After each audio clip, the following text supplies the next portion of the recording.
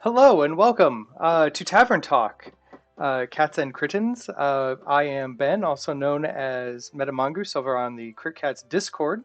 And as usual, Sasha is here with me and is Feet. We are back from a bit of a hiatus. We took the winter off to kind of rest and recharge, and that turned into spring, and now it's summer, and we had a lot going on. We had some campaigns that we had wrapped up recently, and a whole mess of D&D books and stuff have come out recently. So we're just gonna spend this episode, I think, catching up. We've got I've got a list of all the things that have kind of popped in or will be popping in the near future. We're gonna kind of discuss how we feel about them and maybe do a little bit of campaign kind of autopsies on some of the campaigns that we've been in recently as well, and kind of go over some other news. So, starting off, uh, what have you guys been up to this last, I don't know, while? We're I've both like, who's gonna yeah, start? I don't know. My I'll I have a start. lot of I'll start. I have a bunch of bad stuff, so So I've been I just we just finished up running a Planescape adventure. So that was lots of fun, and we'll get into the meat and potatoes of that I think a little bit later. But I have been reading through a lot of the new D&D 2024 books that have been coming out. They Mm. Wizards has decided that after about a decade, it's time to incorporate some of the various home brews and other bits that made sense, and a lot of errata that we've racked up in the last decade, to kind of compile that into a new, not not so much like I've seen it likened to how third edition did its 3.5 or fourth edition did its essentials line. I think it's Mhm. more in line with how fourth edition did its essentials line, where after a while they just decided, here's how people have been playing it. Let's see if we can align our Mhm. game more to how people are actually enjoying it, and kind of Yeah. update some things from there. But yeah, and now that I've gotten a big campaign off my shoulders, I've been kind of relaxing and seeing seeing how the hobby kind of explores itself from there. Mm. I have almost the opposite thing. After Keep on the Borderlands finished, I found myself kind of like depressed for like my Monday night, like I don't know, like social activity. It was like my Monday night mandated social activity. Life can get kind of crazy, so it was really nice to just like link up and play and kind of get lost in this world for a few hours. So yeah, I definitely had like a bit of missing serotonin after that campaign was over. Especially because spoiler, I didn't die, so so if you haven't followed along, yeah, I'm really attached to my character. It totally grew on me. Meant to be a joke character, but yeah. Um Definitely kind of was like, "Oh, what do I do now on Mondays? I guess I could do my laundry or like run errands, gosh." Yeah, back to normal things for a little Back bit. to normal things. Um but yeah, maybe I'm a little more seeing people come out of their shell while playing, including myself, and it made me more interested in maybe DMing my own thing going forward. So I think it was a positive experience overall. You know, looking for something to fill the void. I know that feeling. I just want to be a tiefling, dang it.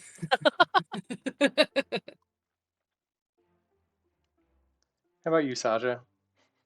Well, we finished up your game. I had a lot of stuff happen in April, which was me losing my dad, but Mm. otherwise, after that, it was nice. I miss that game now. I miss the Wednesdays. Um, and I do my own kind of my own game that I homebrew every other Monday night usually.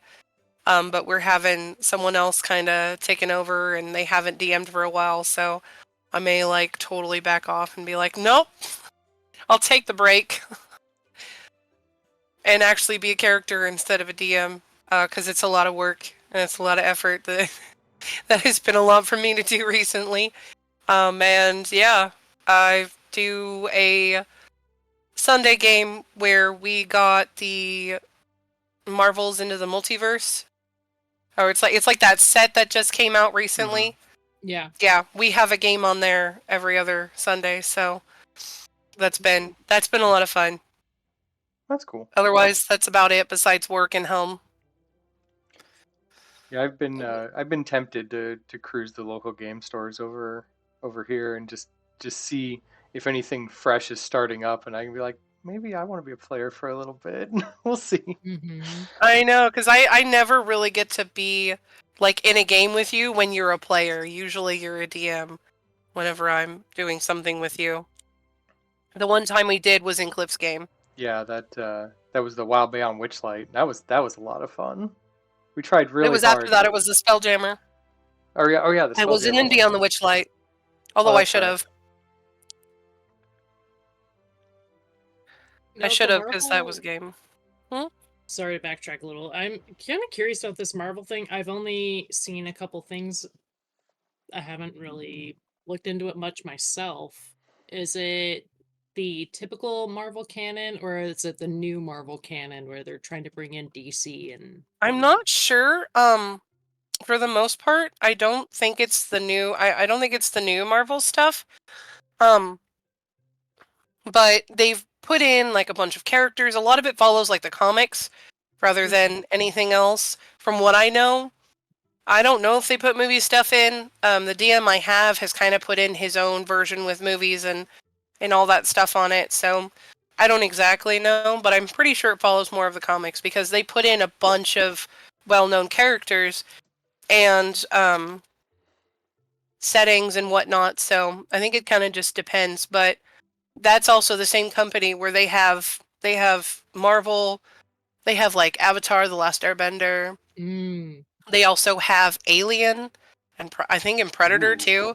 They have like That an would be alien one. fun. Yeah, I that would saw be the That would be alien great. one, and fun I was for like, hold Halloween. on. Yeah, I was like, hold Fun. on, an alien It's like one. Ravenloft. Could you imagine doing like an alien spaceship run through? It Oh would be man, that'd be fun. awesome. But yeah, that company does a whole bunch of them. They have a whole bunch of different themed ones.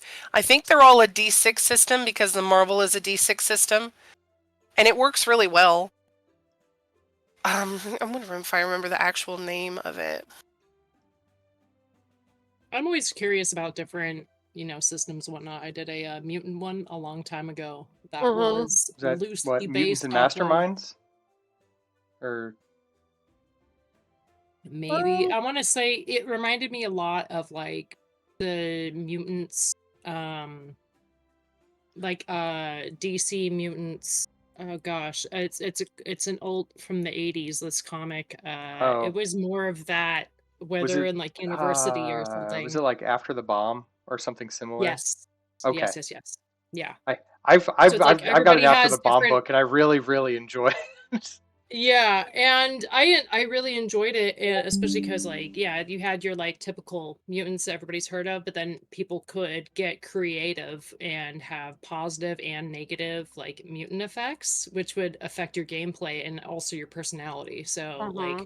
like say your character couldn't lie without sneezing or something. Like it just weird things, but it was Yeah, really I think that sounds like it. It's either that or it's Aberrant. okay. Oh, Yeah. Because I Those are remember always cool. playing in an Aberrant one, which is a much older Mhm. um, tabletop role playing game. So, That but I'm sounds more trying to actually familiar. find. I think the I'm oldest trying to find. one that I remember is like Champions. Mm. That's I, I remember playing in that one. That one required a graphing calculator for Oh character my creation, and god! I did not You're like, appreciate I it. gotta do Oh my math? god! No. Real math? I did not Long appreciate division? that at all. But that that was a long time Yeah. ago. Yeah, if you gotta bust out PEMDAS in the middle of Yeah. campaign, like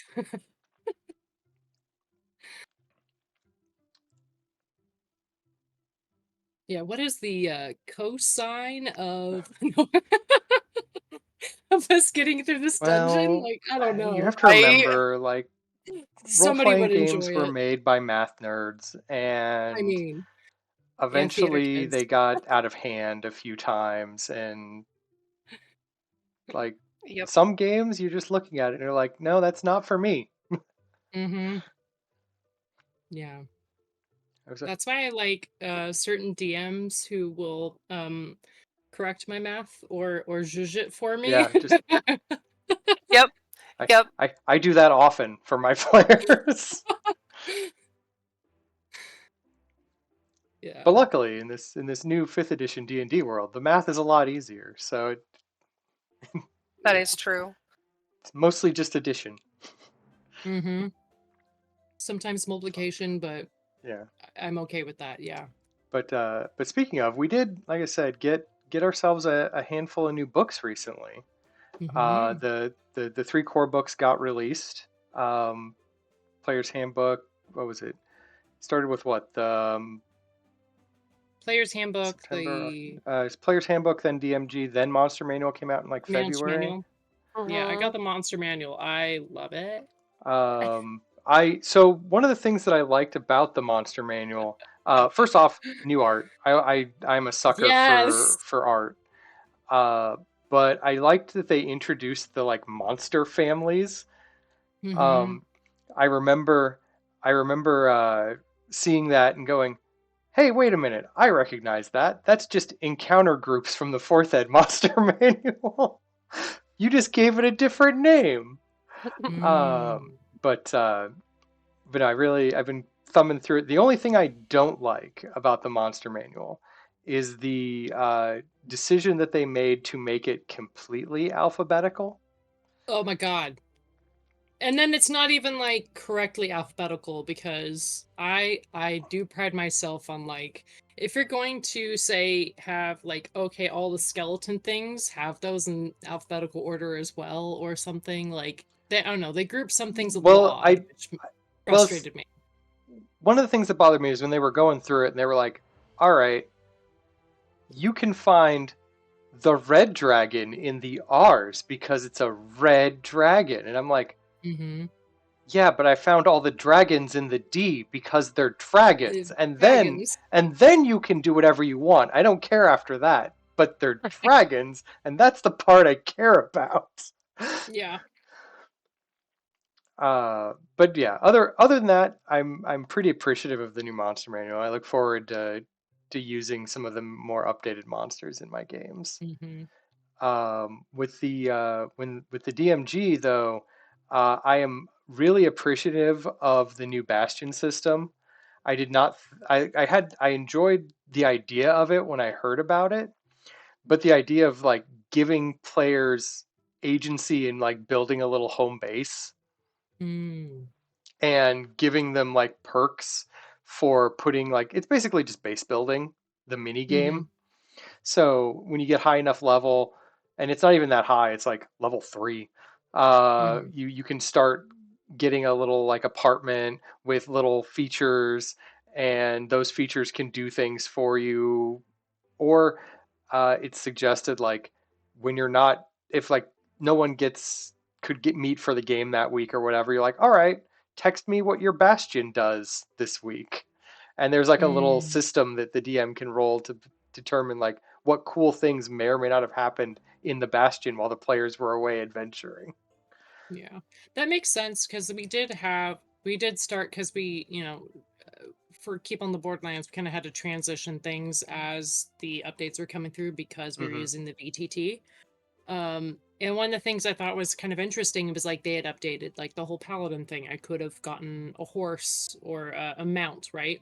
But then I was like reading further and it was like, oh, you can like stable your mount somewhere and like depending on your religion or this and that and the other thing, like say for me, I was a paladin, I had the option to use any church as a resource, not just my church, but like any church, and then I have like a higher chance of getting stuff from them.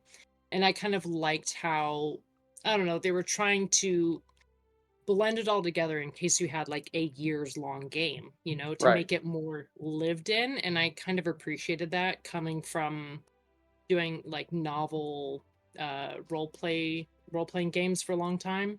And coming back into tabletop, it was like, oh, this feels more lived in. This feels more interactive, I guess, because I like to put in those things that, like, oh, my character did this in their room that they're renting during their downtime or whatever, you know, not knowing if it will make a difference later in the game, but it's something pertinent to my character, right? Having that home base or having that bastion system allows your character to have more adventure paths. You know what I mean? I felt like in the old systems, a lot of times you can kind of get stuck going to the tavern, doing the same thing every time. This it adds a little bit more of the interesting sparkle to stuff, I think. You know? Uh, yeah, I when it came to oh, by the way, I was going to ask you, did since you were doing the kind of running, you guys were doing the keep on the Borderlands while things were transitioning over to the 2024 rules. Did you get a chance to try out any of the weapon masteries, or is that Yeah. I had to update. I had to re-roll my character completely. So okay? yeah. I went from I was gonna go because I want to say it was like two weapon fighting changed to dual wielding or something like that. Like little things kind of changed, but it But I mean, like when um the weapons that did things, yeah. when they like you got like the nick from like the Yes. daggers and the whatever, Sap. yeah. Yeah. And all those, they became more effective. Whereas before, I'd never thought about them before in my gameplay. It was just like flavor, I'd always assumed.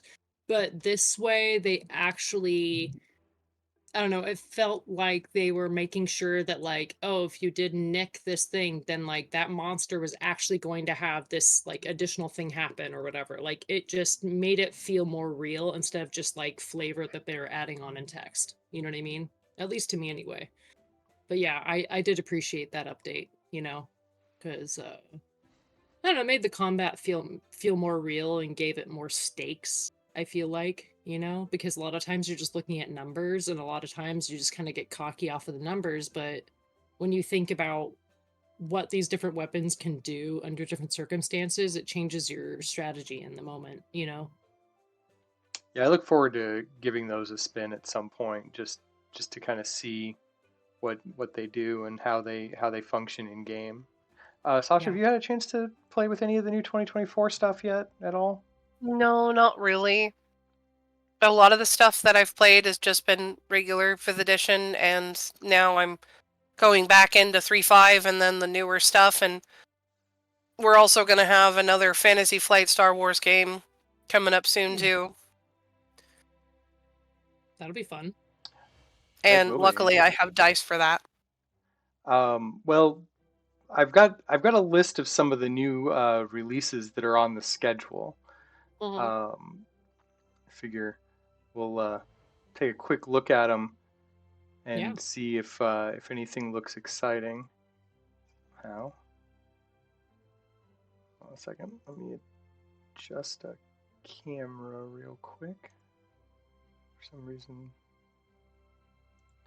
Oh, it's showing on here. Yeah. Yeah, it shows on the screen. All right.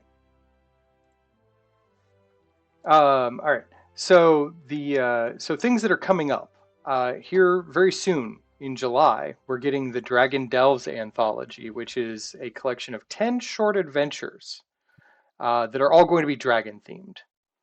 So I'm Ooh, assuming one for each of the dragons, the chromatics and the metallics.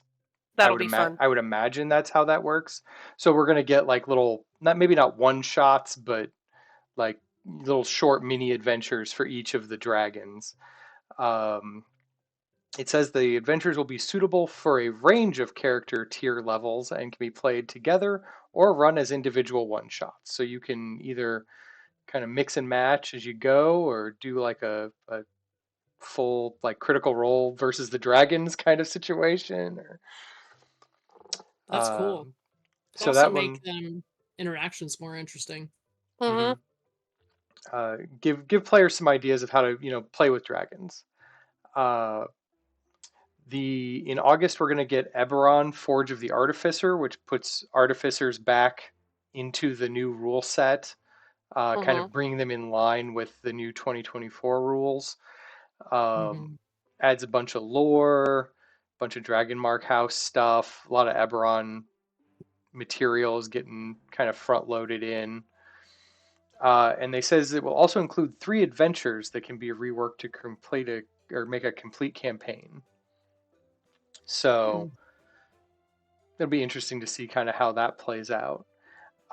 There's also the D&D starter set, the fresh new one coming out in September. That's going to be Heroes of the Borderlands, which, as you know, is going to be a basically a complete revamp of Keep on the Borderlands.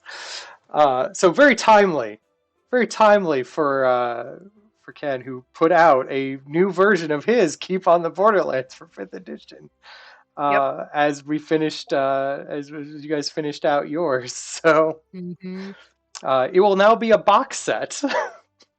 I mean, hey, the story's never done. We'll just pick up somewhere later. It's true.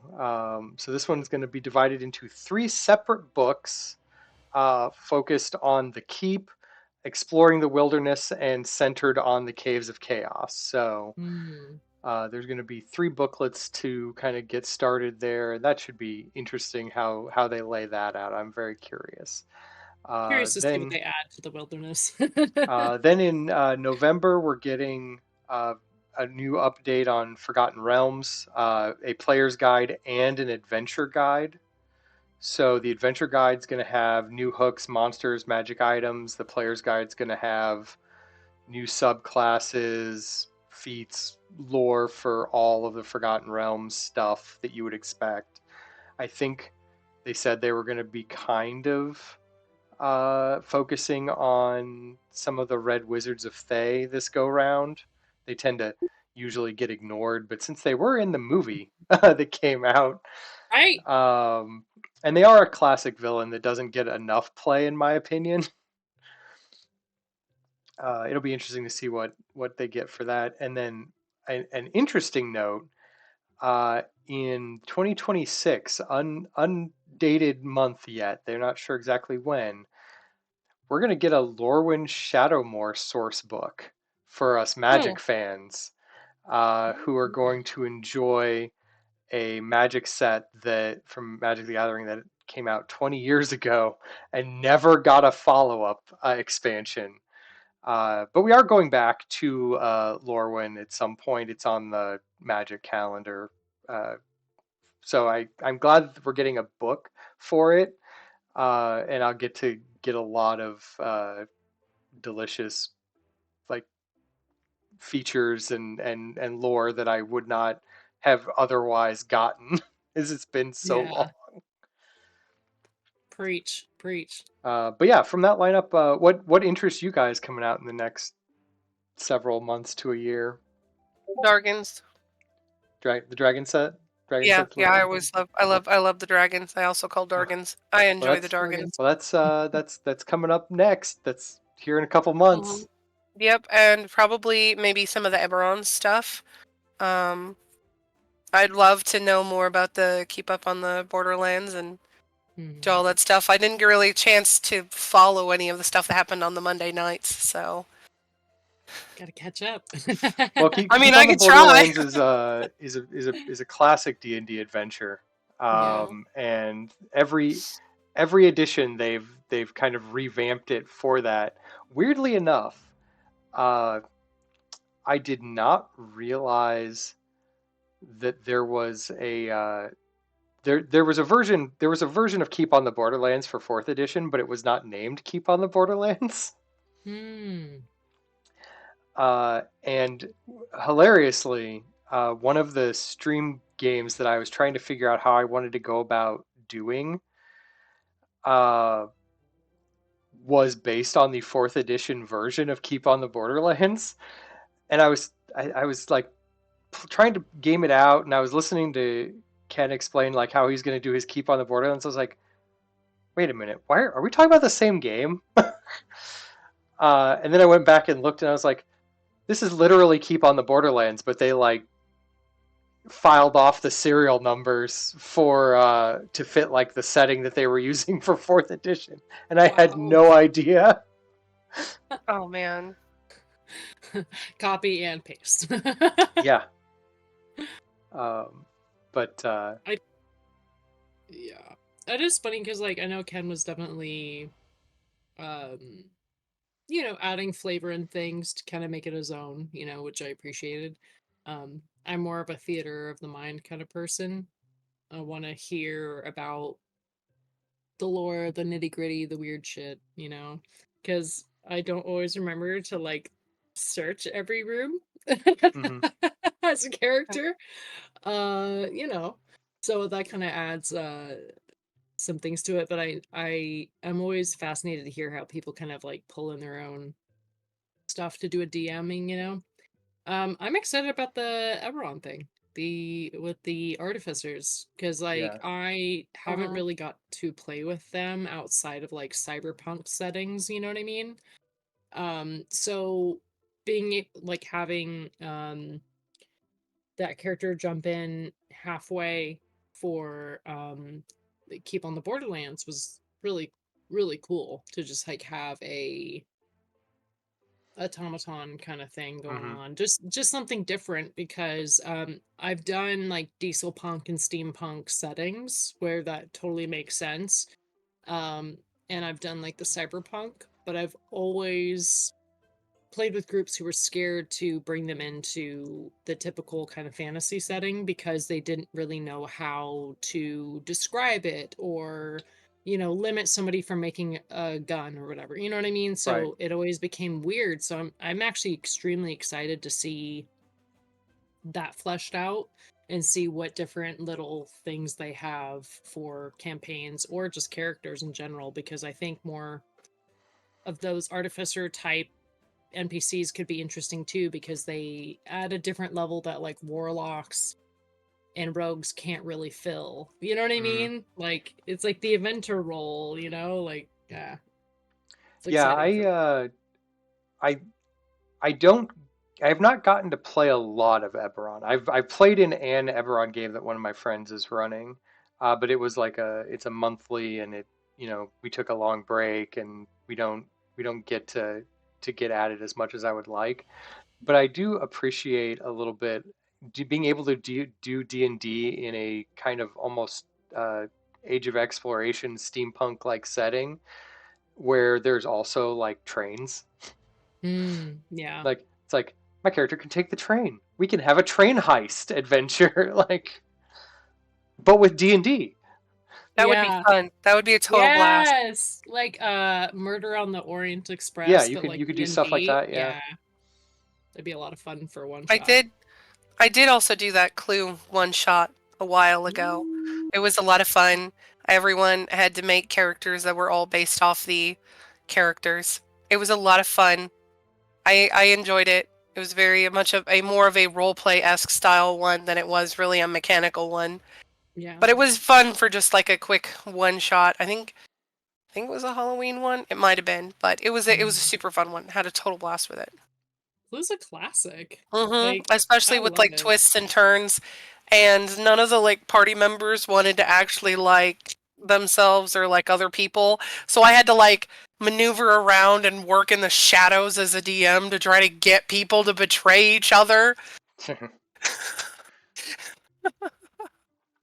love It it. was I fun. love It it. was a lot of fun, but a train heist sounds like a total blast. Oh yeah, yeah. It could be lots of fun. Mhm. I Also, I I'm want to do. Okay, go ahead. sorry. I was looking at the it looks like the drow at the bottom. I'm assuming that is Oh, based that's off of, that's is it yeah. Erdritz or however the heck his name is pronounced, and the Most Frost certainly, since Giants. it's Forgotten Realms themed. So Yeah, and Yeah. then the I think that's the Frost Giants, yeah. because I have actually one of my friends who's a brand new DM. He's using that module that we're me and a couple other people like once a month ish, kind of help him DM, and he's having fun learning how to play D&D. Yeah, it says the Forgotten Realms Adventure Guide will focus on 5 key settings: Baldur's Gate, Calimshan, which does not get a lot of play, Ooh. the Dale Lands, the Ooh. Moonshae Isles, which I'm excited about, and Icewind Dale. Okay. Which Icewind Dale got, the Rime of the Frost Maiden adventure book, so That was fun. that was a lot of fun to do. But and the Dale Lands always get something going on. But I'm Hmm. excited for the Moonshae Isles. Hmm. And I'm not as familiar with Calimshan. It's not a region that I have played around in a lot. I would love to explore that more because I think they have some interesting characters and just like lore from that area. Yeah. I forget, is that like their It's like like their mid Arabian Arabian type of, proxy area? yeah, yeah, deserty, yeah, I think I yeah. might have Because done they have like like the a Ganassi. Don't the Ganassi come from there? yes, because they're Jin folk of Mhm. sorts, and that's where Exactly. they Yeah, yeah, would yeah. more traditionally be found. Yeah, and you can also find the elementals Hmm. from there, or some of the elementals from there. Yeah, it's like earth and fire or something. Yeah. I don't know. Yeah, So I'm always curious about it. Yeah. yeah, I'm curious to see how that goes. Like I said, there's a few places there that I've never gotten a good adventure out of. Like they just haven't made an adventure in the recent times that I've been able to kind of use in those sections of the Forgotten Realms. Yeah. I want So, to play more of these games where, especially with, you know, all the updates and everything that they're doing. It almost feels like you've been a part of this like reading book club for a while for a certain series of books. And there's a lot of really good fan fiction, and they're now just like making the fan fiction canon. Is what it feels like. Because there's a lot of things I wanted to play in D&D, but like felt like I was kind of cut off at the knees because there was a lot of people that were like, must be per the rules and want to make sure that it's balanced Hmm. and blah blah blah. And I want a balanced game, but I'm a theater kid. but you, Like I but sometimes I you want to also want to play like play a a homebrew paladin who's character. actually Yeah. Sailor Moon. Exactly, right? Like Yes. we got Yes. needs here. So I'm just enjoying how they're I guess it feels like they're finally listening to people, although at first it didn't feel like they were listening to us players at all.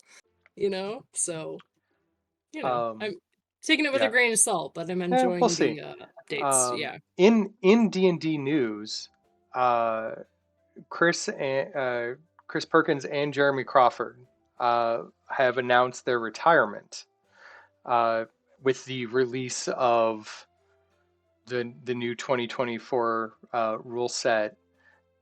They've been at it forever.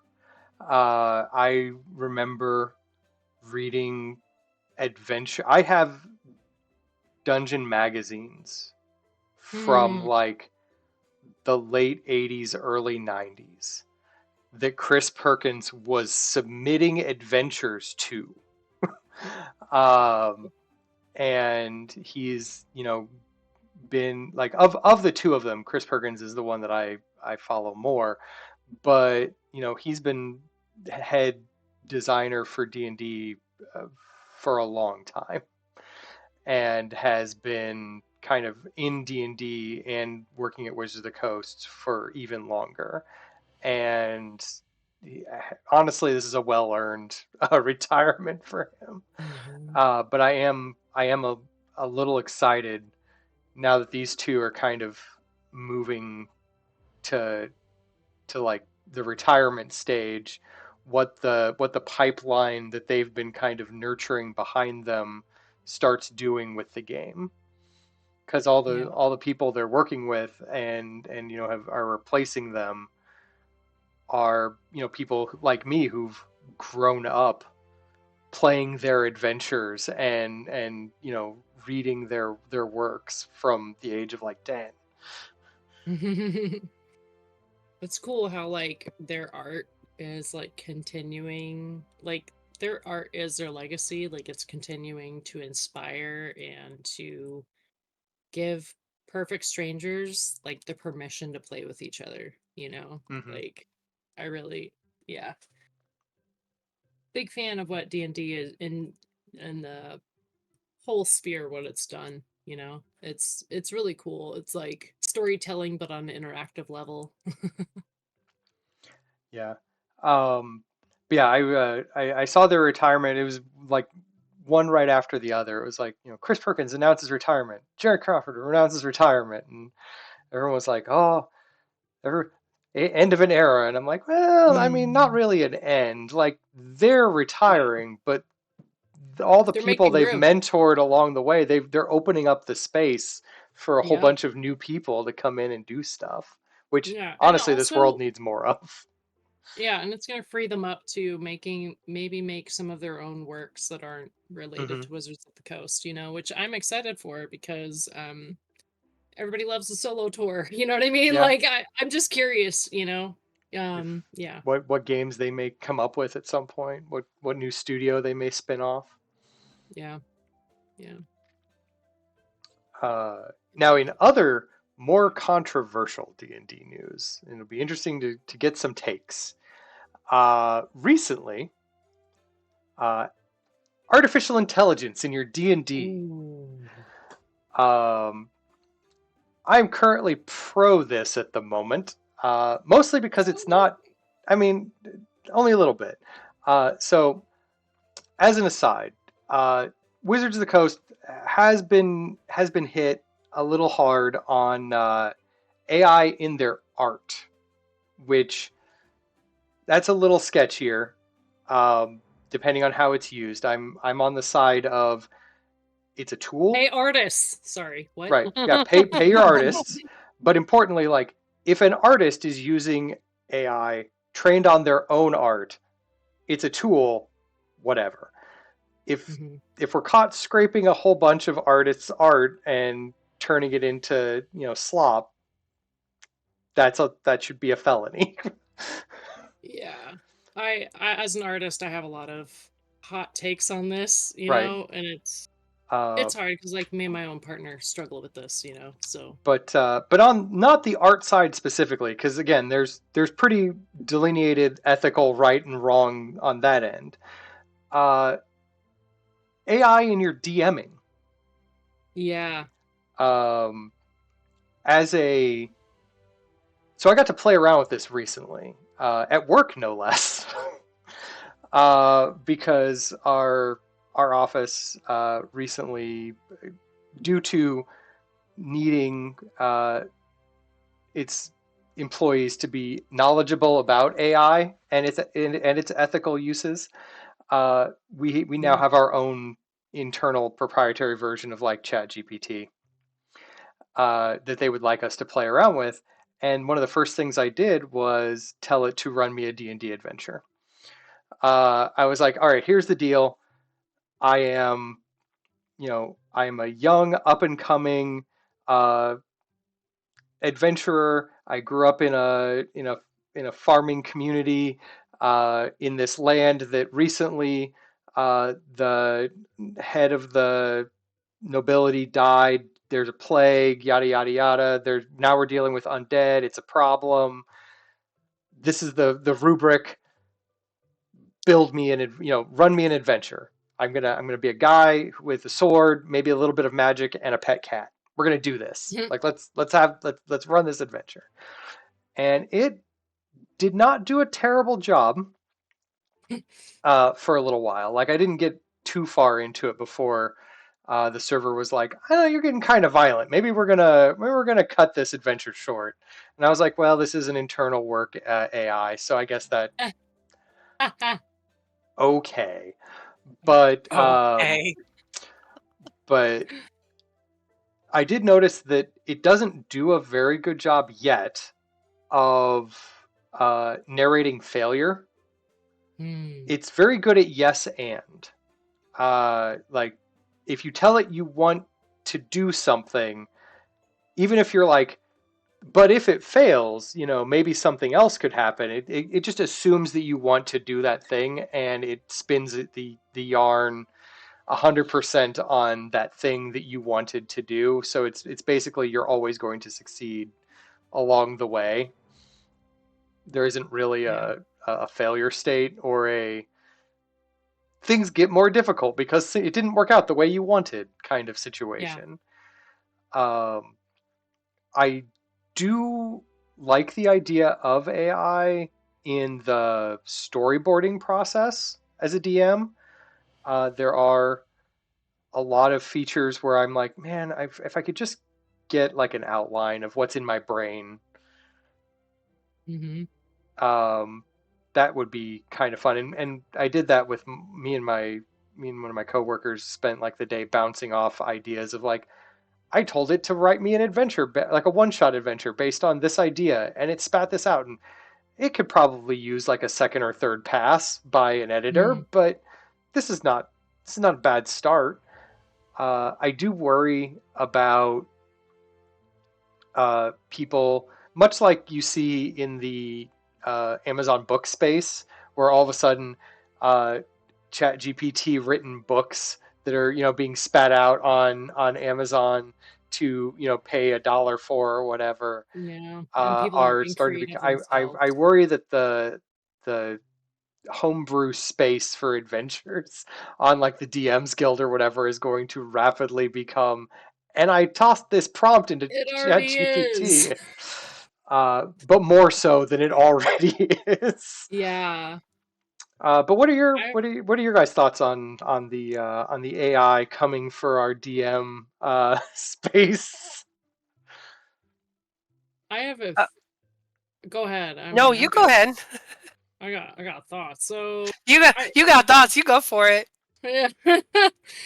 It's hard because it's like when it first came out, I will admit I am an artist and I made thousands of individual NFTs that did not sell. I maybe made $5, like on my art, So I did that whole thing, but I also played with I was one of the uh uh what is it called? The beta testers and everything for ChatGPT and for Midjourney and whatnot. And ChatGPT I have definitely used to see what it could do to spit out a one shot because I want to say it was 2021. There was an app called AI Dungeon I that think I've you used could that or something yeah, similar. and you could like and it's Yeah, me essentially if too. you want a solo adventure or trying to work out a certain problem, you could like feed it in there and it would spit stuff out.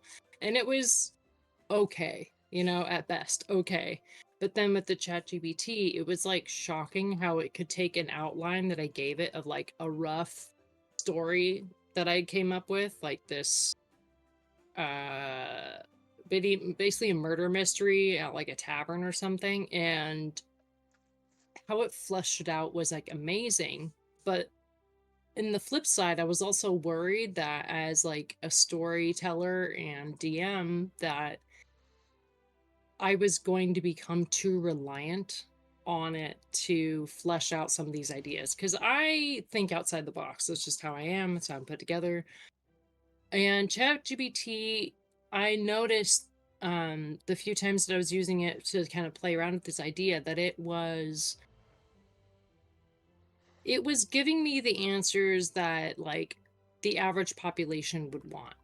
You know what I mean? Which is, as a neurodivergent person, it's helpful, because I don't always know what the populace wants. And I do want to have a fun game for everybody.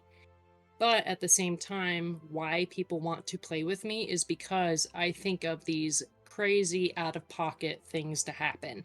Or I create a dice roll that if you pick up this cursed object, one of six things is going to happen, and one of them might just be that your eye pops out. You know what I mean? Like, ChatGPT just doesn't really think of those like off the wall things. It wants you to win. And that was something that that I noticed and I was kind of frustrated by is that especially when I first was using it, I was I was running a bunch of like text-based role-playing games over Discord with a bunch of people. So something happens and then people will type a Hmm. couple paragraphs responding to what happens, right? And I only jump in as a DM when I need to, or there's an NPC or a plot device or an interesting object or something, right? And I did notice that it was constantly being like, when I would be like, "Oh, give me 6 different random things to happen if somebody picks up this hourglass." And they were all like good things. And I was like, "Yeah, that's cool for like half the time, but like I want this to be an interesting game and I want there to be consequences." And it struggled with consequences because I think as humans, we don't want consequences, you know?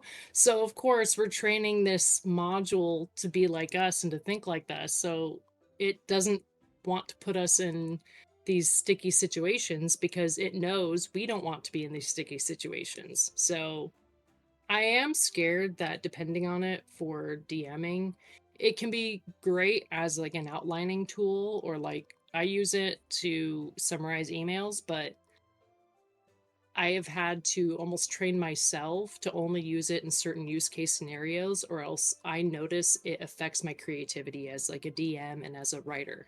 So that's kind of where I'm at that. With the art, it's a hard no, period. Even if you have a bunch of your own art that you're training it off of, it's still not making the discovery of when you're actually drawing those lines. And that discovery with the wrong line can be the difference between an interesting new piece of art or just something you've done before.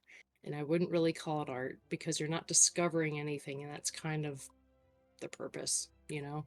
Like, in my that's just me, my little philosophy art sparkle. But yeah, I do feel it can have great use cases as a tool, but we need to be super careful how much we depend on it for our creativity. Well, I'm both interested and a little concerned, depending on which way it goes. Yeah. How it's going to get folded into like the virtual tabletop space. Hmm. Um, Interesting. because there are, as we know in our hobby, players outnumber DMs sometimes at least 5 to 1, sometimes At 10, least 15, 20 to 1. And I there's, concur. always people wanting to play, but there's not always a DM to do it. And as soon as Wizards of the Coast or some other enterprising virtual tabletop decides that they have found a way to input an AI DM into their virtual tabletop, that They will kind will. of open up the door to players just going to town, letting the AI do the DMing side of it, and maybe that's good, maybe that's not. It really just depends on how that goes. But I'm curious to see kind of where the future leads in that regard. Mhm. I guess I don't want it to become like how some even AAA games are with like their chat trees. That's what That I'm I'm worried also about. kind of worried about, where you You know you what I mean? lose a Yeah, lot of the because like a lot of exploration. times you're like, Mm-hmm. what the fuck? This isn't interesting. This is kind of typical. And like the whole thing about D&D is that it's not typical. You're playing an adventure that doesn't exist. You know what I mean? So like, yeah. Um I don't know. It like I said, I think it could be great as a tool, but I am concerned that especially these big corporations like Wizards of the Coast will somehow implement it into VTT and then people would just kind of like expect it. And that does concern me, but at the same time, I also hope that like with real people that want real art, the same thing will apply to D&D and that they will seek out the people who are writing their own stories or who are taking their own takes on things. And I think that kind of like how in the art scene, a lot of people are like now being like, oh, made entirely without AI, like that's now going to be a thing that people might start be looking for in like It's the D&D games. artisanal DMing experience. Yeah, the gourmet Yeah, D&D, you know what I mean? Like made from scratch. Let's go, you yeah. know? I've I grew up on paper and pencil. I will be that Right? creature for as long. Like I appreciate the technology tools. Don't get me wrong, but uh, I, Yeah. at the end of the day, I do feel like I just need some paper in front of me.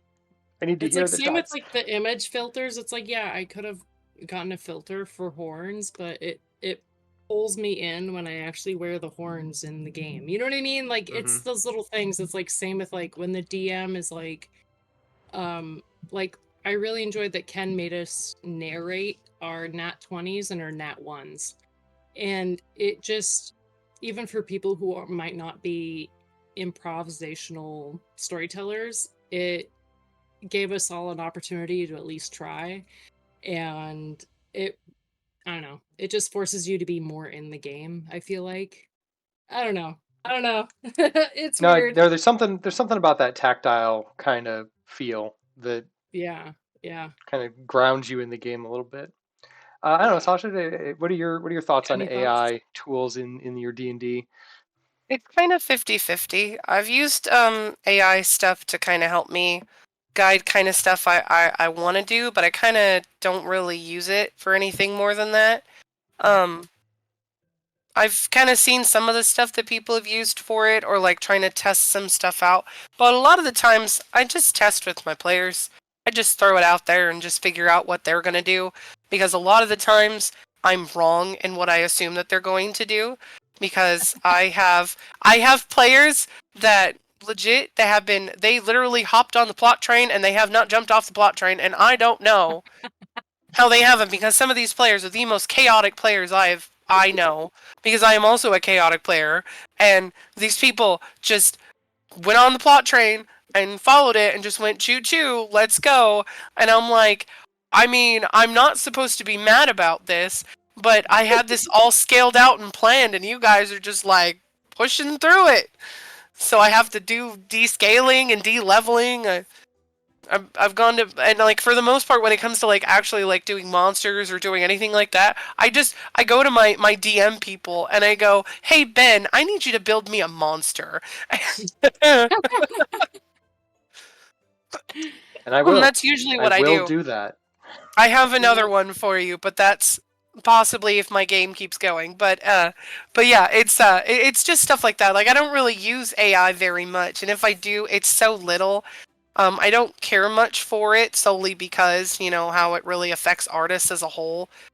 Like genuine real artists. I don't personally consider AI artists to be real artists. I consider them to be Mhm. artificial. And like just it's talent like that is really hard to like duplicate. And that's kind of what AI art does in my personal opinion. But otherwise, I don't really use it very much. So I understand kind of why it's there, and I do understand why people want to use it and implement it because it might, you know, cut some corners and it might make stuff a little bit easier to use, and it might very well be a good tool to use. I just don't personally use it probably because my brain just I'm really good at that improv thing, so I will just be able to just come up with something super quick because I've had to do that on a multitude of times. It's why I like Ben's preferred DM style, which is very organized, very set. This is what's going to happen this game. I'm very much, we're doing it live, so let's go. And I do make plans and preparations. I do put stuff and put in some of that work. But then sometimes there's a lot of it is like 90% improv, and then the rest of it is that stuff because they're on the plot train and I have to go, okay, I got to remember where they're going at this point in time in my story and I have to like draw it in my head and on the map, remember where they are, even though I gave them a map. Players using maps that you give them as the DM? What? Moving their tokens? What?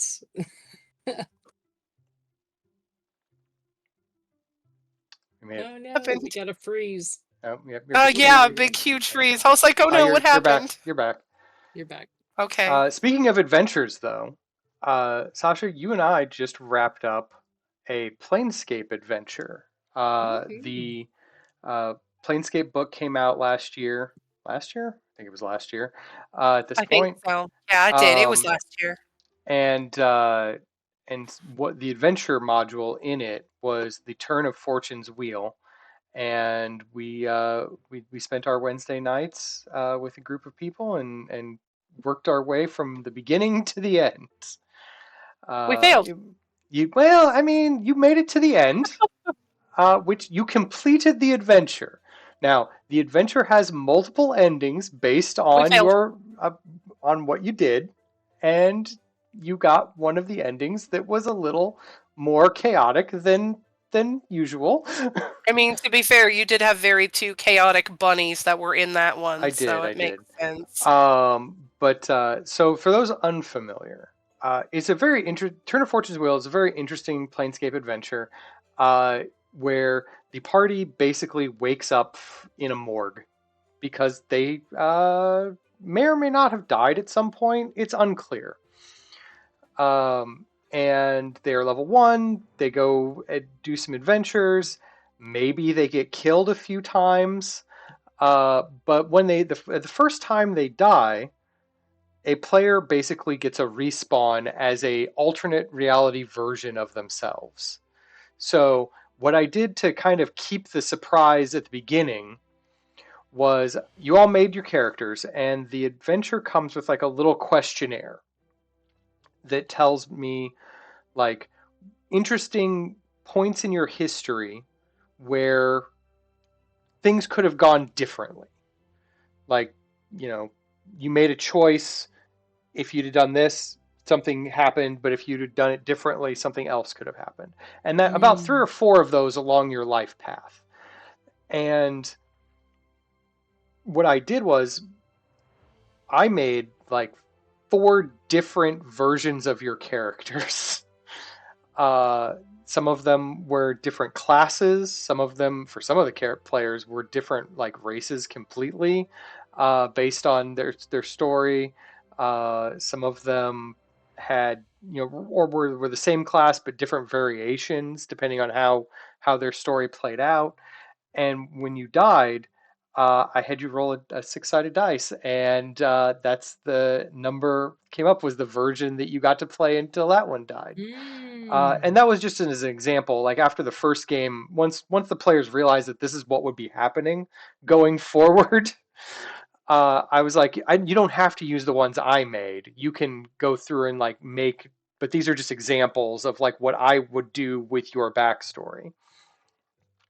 And the deal basically was the party had a glitch in their multiversal selves, and the universe didn't know what to do with them when they died, so it just spat out an alternate reality version of them every time they died, which happened a lot because the Planescape setting is where like super dangerous things live and have coffee together on a daily basis. And the party was not high enough level to deal with all of those problems a lot of the time and survive.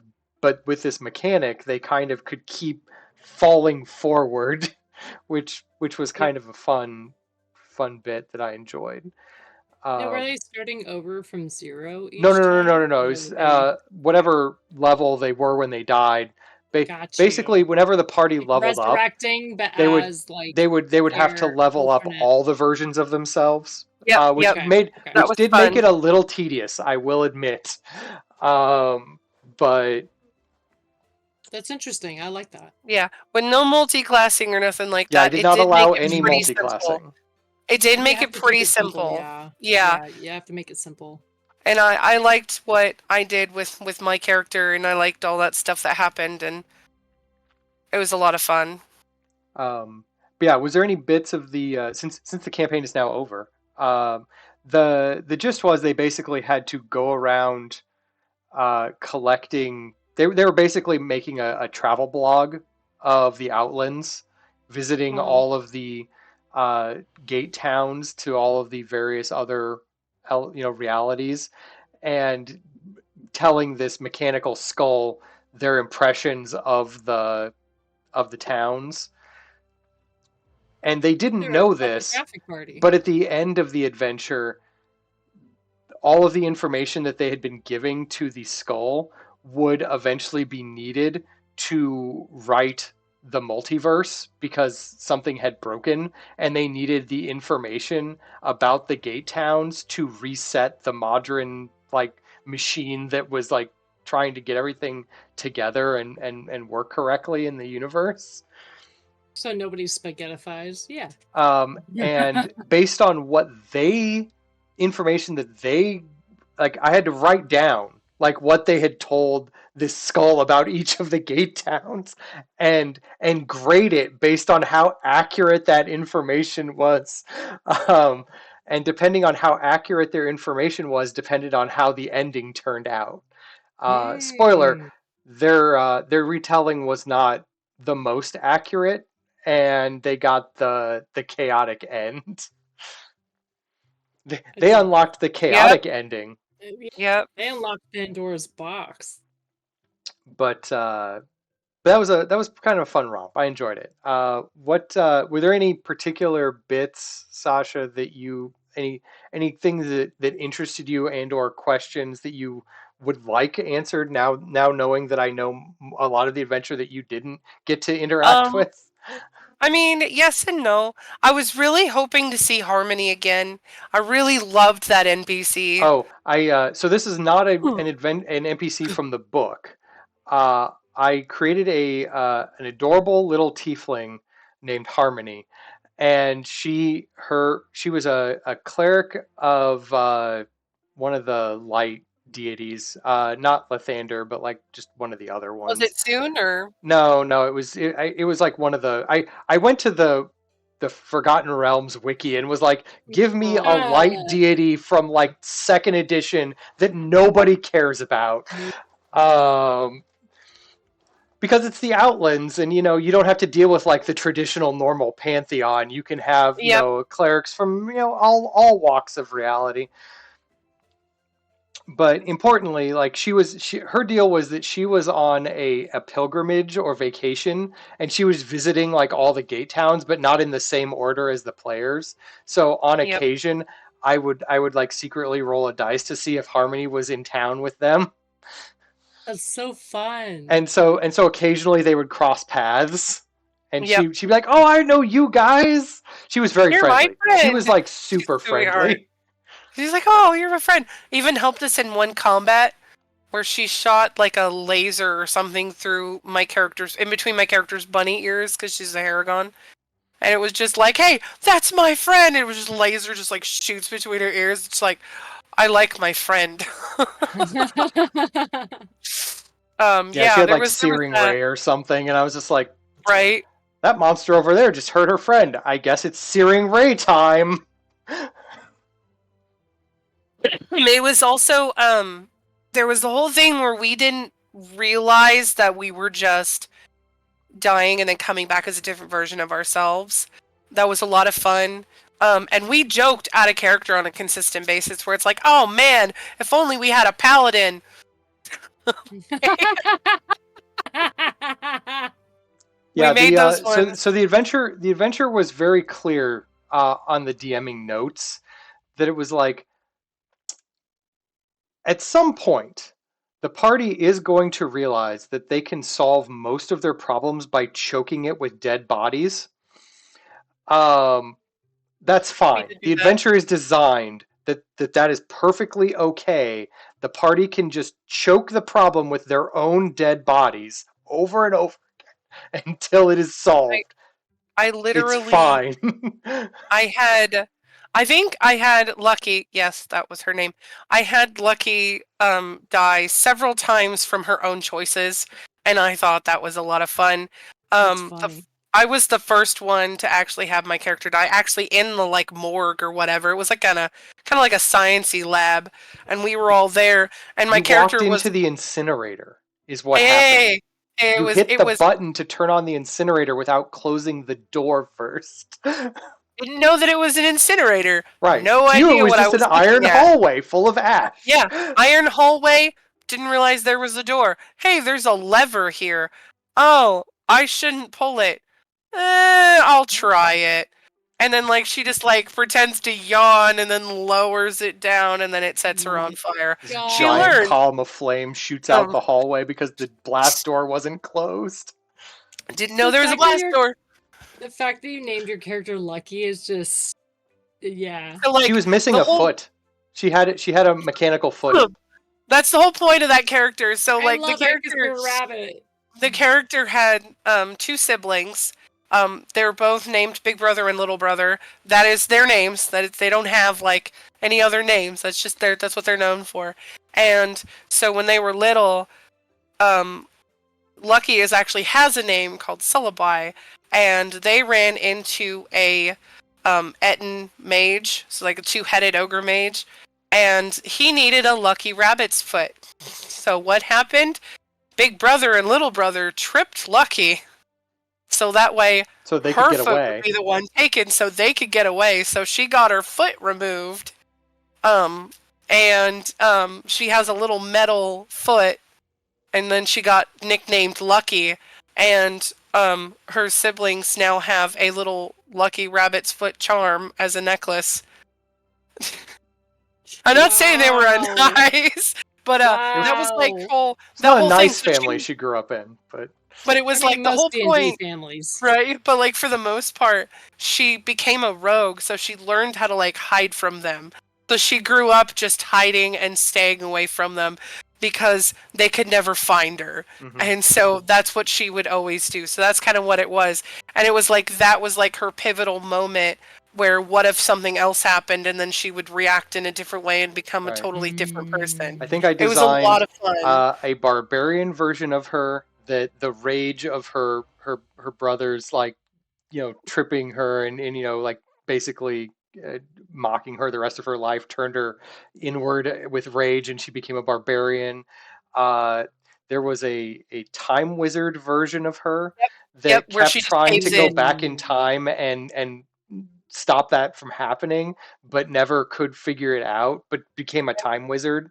Yeah. um, there And was just a literally gave in to the power, just gave yeah, in to what they do and delved into the chaos. and then there was Wow. a monk, like a They're a shadow monk. monk version that had kind of like, you know Made peace with it made all. peace with it all, and Yep, and totally accepted everything for the way it was. It was a lot of fun. Wow, these are fascinating. I think that would be a fun one to do again, Mm-hmm. maybe I don't know where else because the Planescape really does, lend itself to the that. Outer Worlds lend itself to that. I'm trying to think of another setting where that would easily make sense, but it doesn't have to. It's fucking D&D. Like, Hmm. Mm-hmm. it'd just be a cool Yeah, one to play Yeah, again, just just like yeah, it would be as another like a fun base one. thing with another skin. I think hmm it would go off hard Yeah, there because was it's also super fascinating. there's also the fun concepts where like literally you run into demons and devils and celestials. You just run into them anywhere, yeah, just like and it's all the high just a CR lot of fun. monsters that you don't normally run into, you could literally meet in a coffee shop, or Yep, or yep. just like they they went to a rave in one of the gate towns that's full of like all the fey creatures, and ran into a vampire bachelorette party.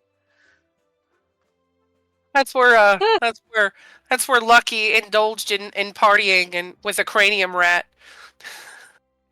And eventually like got, I think you got like Became wasted and friends with attracted like a demon, that tried to like sell you your soul, or buy part of your soul for your pain or something. Uh, it was a lot of it was a lot of fun. Going through the different gate towns was fun because we were chasing one little Modron that Theoretically, I don't. you thought you were chasing around a little Modron. We thought we were, but we weren't, which is where the chaos kind of came in. And we just decided to like visit almost all the gate towns. And it was a lot of fun. Never going to Automata again. That place is horrible. It's the worst place ever. That's the It's Modern full of Gate Town. lines. It's It just is full of lines and lines, lines, is bureaucracy and waiting, lines as far as the eye can red see. tape. So much red tape for no reason. Just red tape. They don't care. I love it. Hmm. They And did one of the gate towns was tied to the Nine Hells, and that one I had a like Mad Max esque side quest using the Infernal War Machines. It was fun. That one was a lot of fun. Um, same thing with using those very precious soul coins and happening to be into the celestial town. Yeah, that was fun. That's fun. Yeah, they went to the gate town that's associated with Mount Celestia, and that is the I believe it's described as the most annoyingly wholesome homeowners association town you've ever been in. Made And an angel very angry. yeah, there's a devil there that had at some point won the right to hang out there and like debate in their forum forever. Like he just somehow won that right, so he was allowed to be there. And he just does it And just to make them mad. and he's just there to piss off angels all day long. And as the party was Love going it. by, he he noticed that they were carrying soul coins on them and was like, "Oh, let's have this conversation here in the middle of this forum with all of these celestials about the value of a soul." And you know, you are carrying soul coins on you that you probably Oh got my from the Nine god. Hells. Clearly, you, as neutral third parties who are not celestials or devils, have opinions on how much a soul is worth. Oh my god. Poor Lucky was the one that got put on the spotlight That's for that with her 8 charisma. that was fun. As a DM, I had a blast. It was just great where it's like, okay, you know, cool. That angel's really, really burning eyes into my back, isn't she? Yes. That fire main angel over there, yeah, she's not happy. Like, here, I'll give you the totally one that I have. Here you go. There. But normally I would just keep it. But no, that was pretty good times. I'm glad we finally made it to the end. That took a little. We had to take a break in the winter times. Just weather issues were having keeping everyone together, and there was some just with the holidays and stuff. We had to take a bit of a break, but we finally got it done. And I had a lot of fun doing it. And one of these days, I'd like to do it again. There's some things I would do differently this go around. Yeah. But yeah, I had a total blast. It was a lot of fun.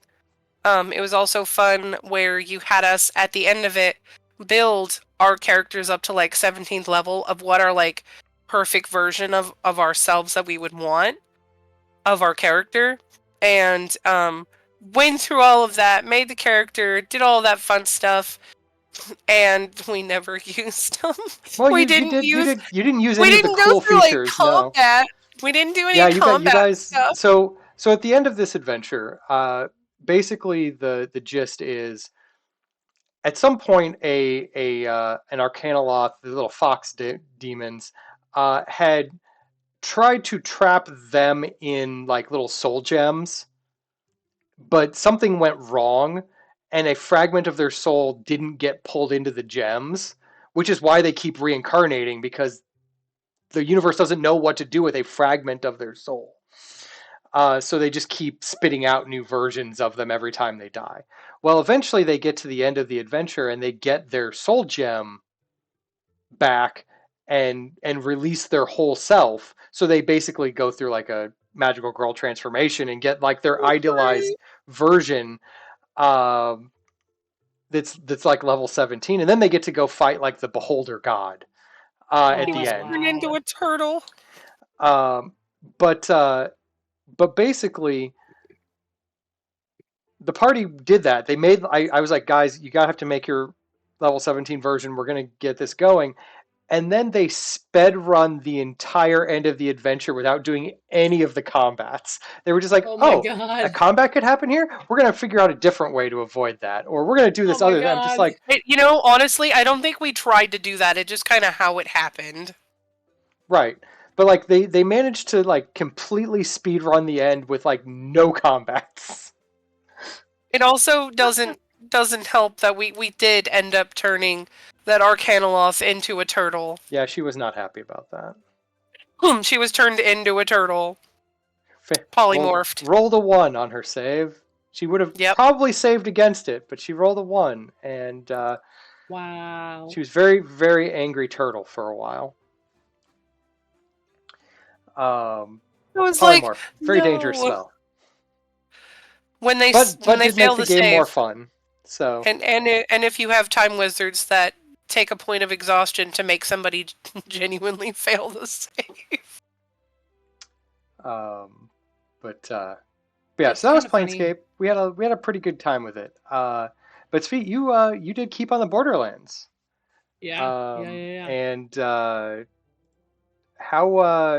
what are your thoughts on? Was this your first run through on a Keep on the Borderlands adventure? It was. It Okay. was. I enjoyed it. There were definitely some moments where I felt like that I felt were kind of textbook D&D. I don't know how else to kind of put that, but like the interactions did feel very typical dungeon things, you know? Like Ken's very good at narrating when you come into a space. So much to the fact where it was like I heard just like we were in some sort of cave or something and he was describing something with like an iridescent sheen and I was like gelatinous slime. His Yep. slime or a cube or something, you know what I'm like Right. immediately like I was like my heckles were up. But would my character be aware to this? You know what I mean? Like it was so hard because yeah, there was definitely some yeah, like the textbook D&D stuff that popped up and you know, that creative storyteller myself is like, "Oh, I know the answer," but I had to be like, "But do I know the answer?" You know? I played a much dumber character than I normally play, and that was super challenging because I tend to play characters that have more intelligence and more like higher perception, you know? And for a paladin, like I threw all my stats into like strength and charisma because I was like, I'm gonna be the tank, and if I can't be the tank, I'm gonna be the bard, you know? Like that was my intention because I normally play a bard or a rogue, so it was like, all right, let's do something completely different, you know, for me. Not realizing that paladins were actually kind of in line with like my natural personality. Like I like following the rules, and I didn't realize how much that would bleed into me as a player. You know what I mean? Mm-hmm. Like I don't know. I did the one shot at Halloween where I think I played like a crow or something. And of course I died at the end of it. Um but super high intelligence character, but I wasn't exactly on my team's side. You know what I mean? I had uh, uh other things I was worried about, yeah, as a character. So for Keep on the Borderlands, it was fun to kind of take a step back and just kind of be led by the story as a player, if that makes sense. Especially because I'd come from DMing a bunch of these text-based role-playing games that were very lore heavy, and I had to make a lot of decisions about the interaction in the world. And this time I was kind of letting the world happen to me, you know? Um, yeah. Very good on the narration stuff. I definitely wish that I was able to there was that part of me that wanted to like at least play a full round as level 5. You know what I mean? Like Mm-hmm. you did all this work in the story and you struggled and blah blah blah, and I cannot tell you how many nat ones I got during combat. Like an insane amount where like it felt like the dice gods were against us, and I you know. So did wish I could have played at level 5, but it was humbling to just play the beginner roles, the heroes, start to the journey. I definitely wish we could have taken that fight at the keep. I could have done a whole ass other, like, 3-hour combat Hmm. play of that. You know what I mean? Because that was super interesting and I really liked how it was done with the shifts and everything else, and it made it feel more, yeah, more real. The risks were high. All of a sudden I had to worry about, okay, my character is good at this and this thing. What am I not good at? Who should I pair with? And then because we had 5 at the end, we were leaving somebody alone, So I really enjoyed the strategy that we had to kind of employ at the end. And I know Ken got mad because there were a couple instances where, like, he expected us to go full chaotic, and instead we were like, let's negotiate. Like, or like, So let's set I just traps. out of curiosity, because again, you said you hadn't really done one of the Keep on the Borderlands before. What were your thoughts on the monster apartment complex that was the key or the caves? I mean, I loved it. I guess I was expecting just more or just crazier things. I don't know. I don't know what I was expecting, I guess, yeah, I'm It surprised always we struck didn't. me as weird to have like so many factions that don't like each other literally living within like a stone's throw of each other. But at the same time, when you think about it, it's like, okay, there is a hierarchical system to the baddies, if that makes sense. Hmm.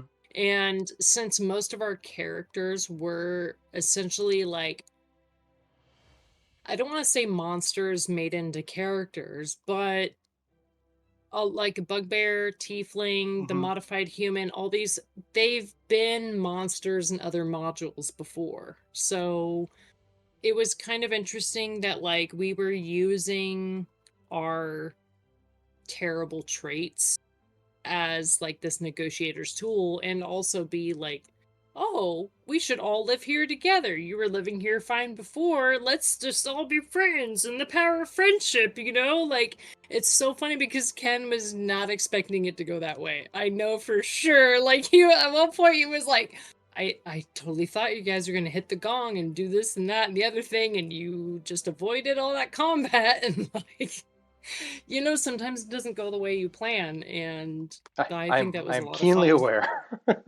Yeah. And, like, I genuinely thought I would have been cursed, but my character, I was so lucky. I happened to be paired with other people's characters who were like, "Yes, shiny, let me grab that first." And so I managed to, like, not get cursed, which I was like shocked, but no, I really enjoyed playing like a module that has been done a lot, and Hmm. kind of like Ravenloft, like, there's expectations put onto the modules, I think. And me not being super familiar with the modules, I was able to enjoy and get like fresh things out of it that I don't know if others who have played it before might have gotten out of it. But I could still tell that the setting was like lived in. It had been used, like, it was dependable, if that makes sense. Hmm. Like, it's a maze that other people have gotten out of. So there was that like sense of familiarity, even though I'd never played it before, going into it, But there were also the layers of like palace intrigue, that were kind of layered in there with the keep that I was not expecting. You know, um, a lot of my characters tend to be like, take people at face value, but always be suspect, like, in private. So that paid off in this set situation because, like, my character was like Sailor Moon but a tiefling, So it was like, yay, let's be friends with everybody. But then when it That's came beautiful. to, yeah, when it came to certain discussions, like, maybe it was just because the way it was narrated or whatever, but we could sense the weight in certain scenarios. And so then all of a sudden you were like, oh, we have to be careful of who's listening into this conversation. And we can befriend everybody on the outside, but still have our maybe our characters' inner beliefs, more closely held.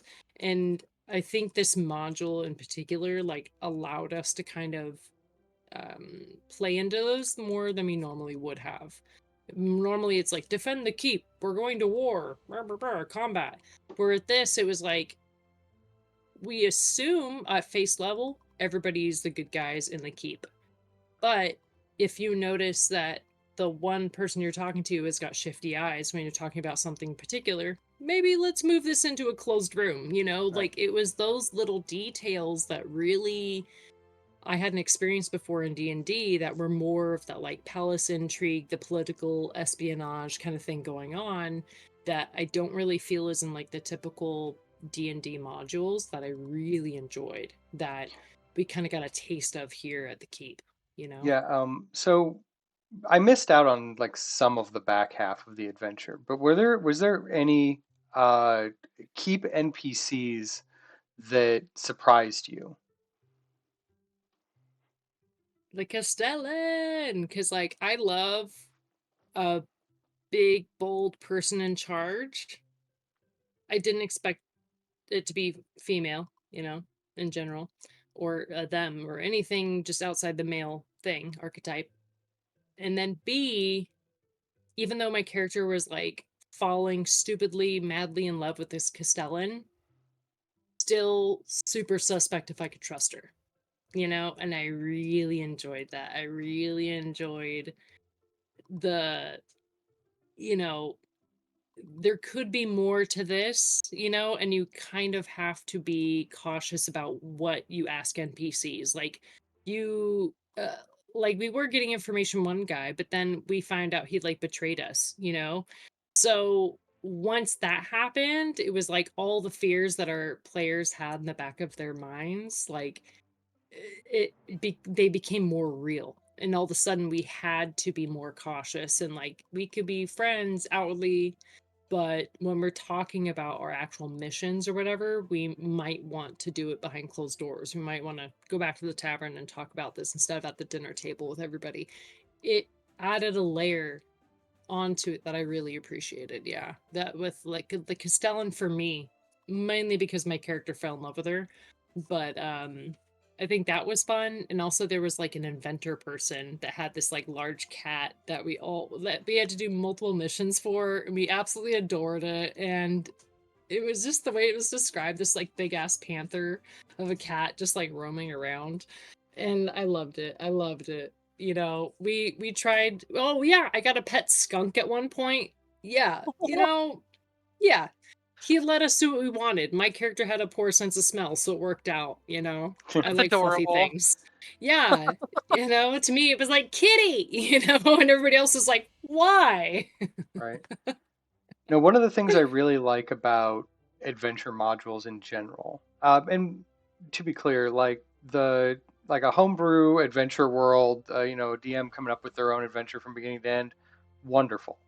But adventure modules are really good, like cultural touch points that a you can run across a D&D player anywhere, Yeah. at a convention, at your local school, at, a meeting somewhere, at work, and be like, Hmm. hey, you play D&D, I play D&D. Have you played this adventure? Oh yeah. Well, how'd you guys do it? Oh, and then you guys have like a thing to talk about that, and you could, kind of like a shared experience, even though it was Yeah. slightly different Hmm. than theirs. But you guys can talk about, how you did the game differently, how your DM ran the game differently, how, but still be kind of talking about the same story. Yeah. And Yeah. it gives like a nice kind of like icebreaker in D&D talk, where you can just be I like, think hey, we've all played that adventure or whatever. I think Ravenloft is a good one for that. I wish there were more like Ravenloft because it's such a great introduction, and it has all the things you want. It has the palace intrigue, it has the political factions, it has the racial stuff, it has, it has everything. And I think it's a nice foray. I just wish there were more one shots like it. You know what I mean? I Hmm. wish there were. Maybe we need to find more murder mystery one shot things, because it. I have like a custom pair of Converse Chucks that are D&D emblems and whatnot on them, Hmm. and I've been at like my local like pub having a beer, and somebody was like, "Oh, are those D&D Chucks?" And like immediately sparks a conversation, and like, "Oh, have you played Ravenloft?" And immediately, or Strahd, like they'll say Strahd or Ravenloft, and it's like one of the top two. Hmm. And I wish there were more modules like that were universal, but vampire's kind of universal, what can I say? Yeah. But maybe it's some sort It has of, that I would very love to. Dracula vibe going for it. Yeah, but I would love to see some other like Clue. I wish there was a Clue module that was just like everybody knew it, Oh, I'd everybody do did it. it, and it's going to be different every time, but this the scenario that you're putting your Hmm. characters So into, they and do that's what have kind of trauma something bonds you together. Yeah. similar in that regard. Uh, the the Waterdeep Dragon Heist adventure. Okay. Um, I've heard of it, but I've never played it. so it's a I played it. It's a lot of fun. yeah, I ran Okay. it for you, Sasha. And That was one of my first it leads games with you. into Dungeon of the Mad Mage. Hmm. So Okay. or it can lead into Dungeon of the Mad Mage if you want it to. But the fun thing about Dragon Heist is it's the same story effectively, but depending on the season, it could be a completely different story. It's broken up into the same story told in 4 different versions based on if you're doing summer, winter, spring, or fall. Uh, and it goes over like the same encounters, but themed toward. It's got 4 villains effectively. Hmm. Uh, and it's whatever season you're in is what villain it is that That's you're cool. and so as a DM you could run this adventure 4 different ways and it would still be the same adventure, but you would get like the players would get something different out of it every time. Yeah. And like the locations would have different encounters based on who the villain was, or there'd be you'd come across the encounters in different orders, or the NPCs would be different. It just kind of mixes it up, Mm-hmm. but uh, I liked that one because it is effectively a mystery. Mm-hmm. You're looking for a lost treasure hidden within the city, and Hmm. you there's other people also trying to find the treasure, and it is your job to Mm. Indiana Jones your way there first before the enemy. That's cool. That's cool. Um, and I it think. also gives the is it was the it also was the adventure that had like the proto version of the Bastion system, because it gives the party like an old rundown tavern that they can use as their home base and like remodel Hmm. into their own. They can either reopen it as a tavern to get like some income, or they can Yep. or turn it into like a guild house, or just like That's board it up and be like, cool. this is our house, everyone stay away. But there's like a Yep. whole neighborhood That's there cool. that they can Hmm. interact with, and like all the shopkeepers in the neighborhood that all do different things and have their own backstories that you can kind of either lean more into or not, depending on what your party wants. uh, Yep. One of the neighbors is a private investigator who's actually a Raksasha demon in disguise. Yes. Yeah, But the yeah, private eye. Yeah, I remember him. but all of the NPCs in the neighborhood have their own deal that you can lean into more or pull back from depending on the party's whims. Or it could just be like, you don't have to learn more about like the the two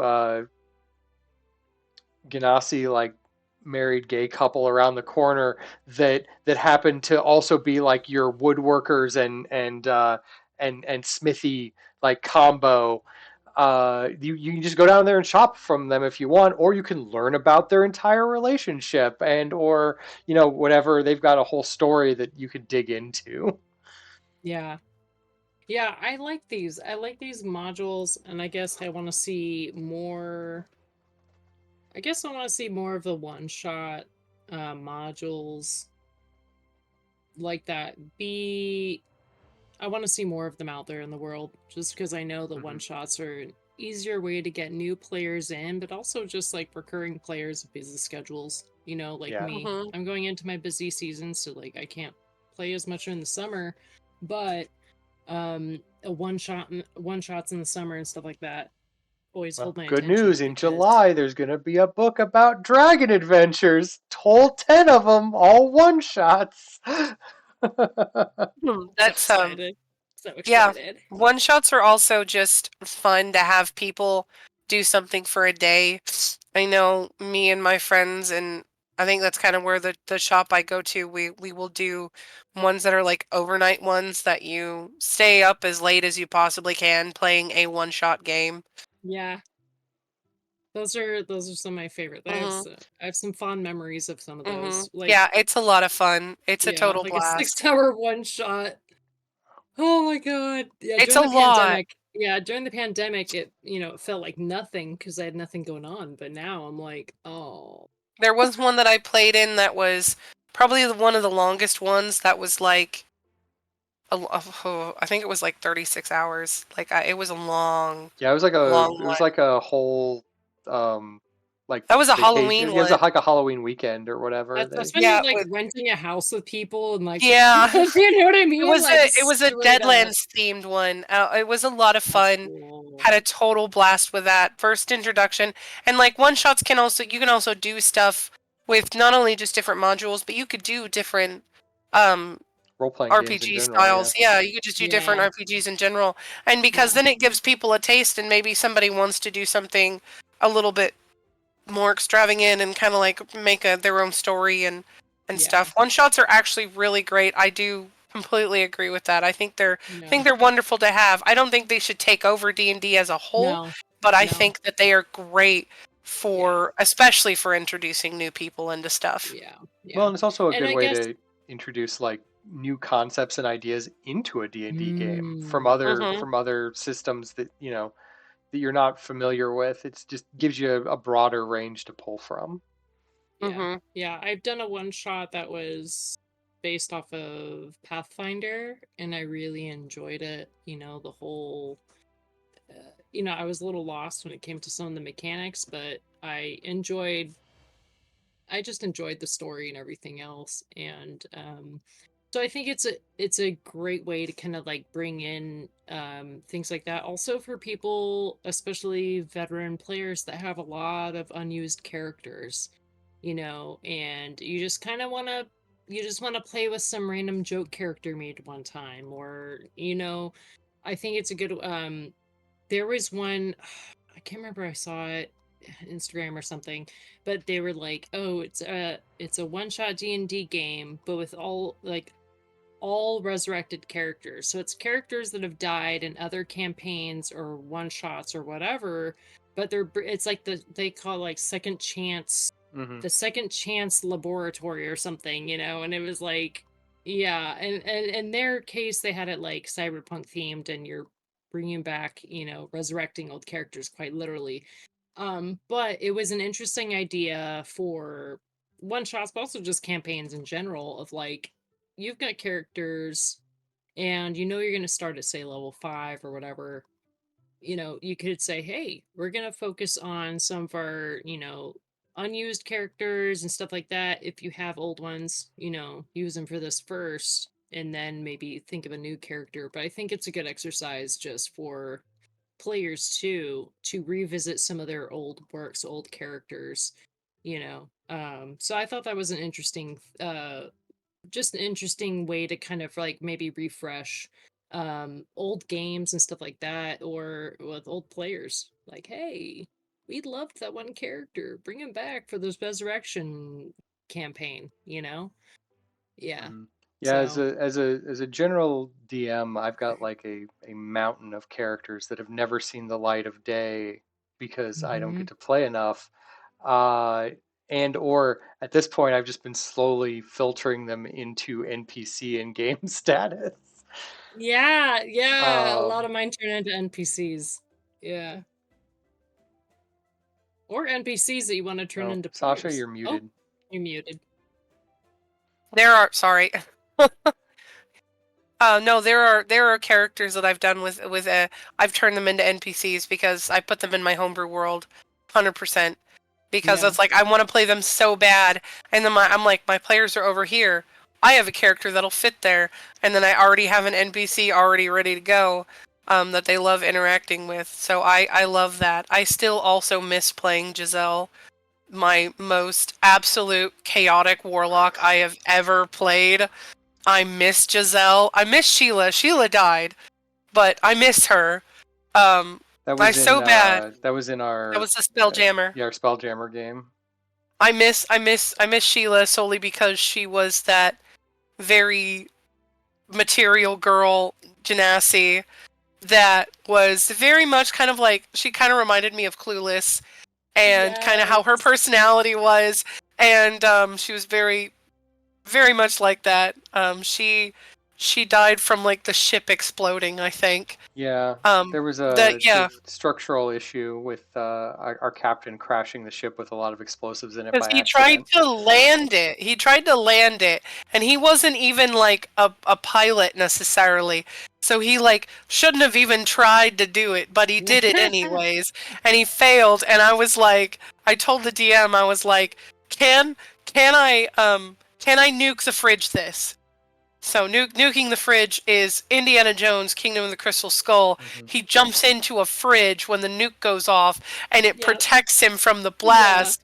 And I was like, "Can I do that?" He goes, "If you can roll this deck save to get into your giant trunk," he's like, "I will let you stay alive." And I did not make Wow. the dex check. No. But it was hilarious. It was a hilarious bit, and I ended up making a warlock that was from a huge background, which actually is a background that was made here on one of our like character making episodes where we Hmm. rolled different backgrounds. Total blast. I was like, you know what? I'm gonna use this character. And then Sheila died, and I was like, oh, perfect. So I have this character, and I told my DM everything, and he absolutely loved it. I love Giselle because she's so chaotic, even to the point where even her patron is like, just go that way. It's she was an absolute mess, and we were in a Spelljammer game, so they have like webbed like guns and everything like that. And she's like, "Yeah, I have guns." And they're like, "Well, what kind of guns do you have?" And she just does this, and she's like, "Yeah, I have guns." And they're like, well, "What do you mean?" And then she proceeds to like Eldritch Blast, shoot it, and Yeah, like, she's like, "See, I have guns. hi, Warlock. Pew pew." And they're like, "That's not." And then she, ever since that call out, now every time she uses Eldritch Blast, she shapes them like this. And that's how she shoots them. And she was the Pact Yes. of the Chain, and she had a familiar, and the familiar Yes. was the Abyssal Chicken. That, that was her familiar. Yeah, I love that creature so much.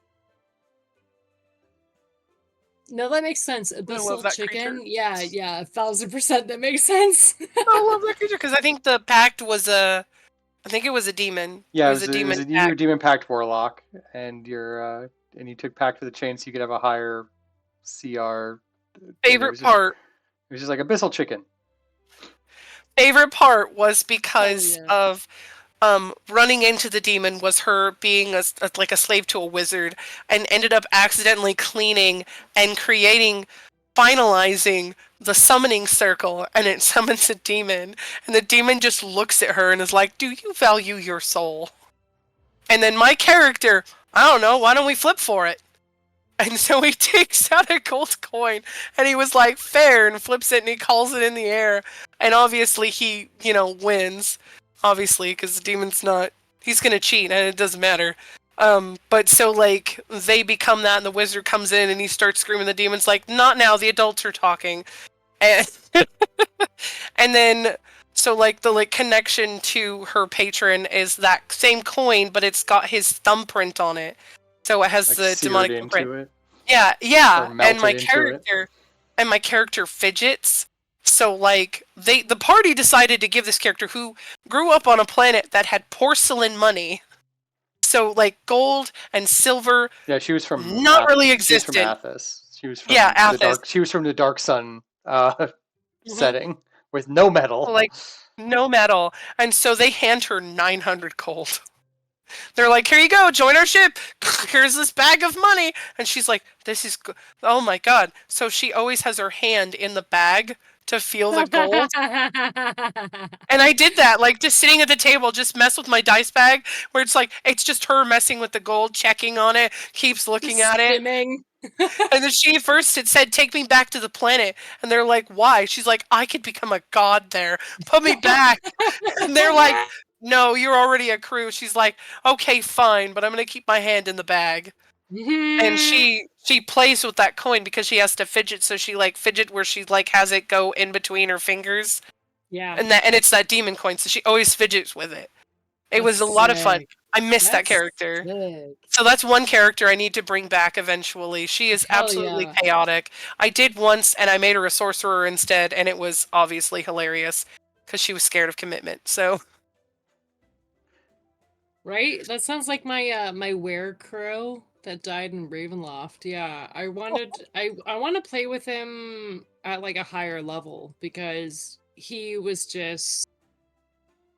didn't care about the party. He cared about his deal with Strahd, and Strahd was like, "I'll bring back your lover if mhm, you lead this party to their deaths." Not knowing you would kill me too. right, You know, I'm just here for the shiny, and shiny includes my boyfriend, so so curse your it would be quick and inevitable betrayal. right.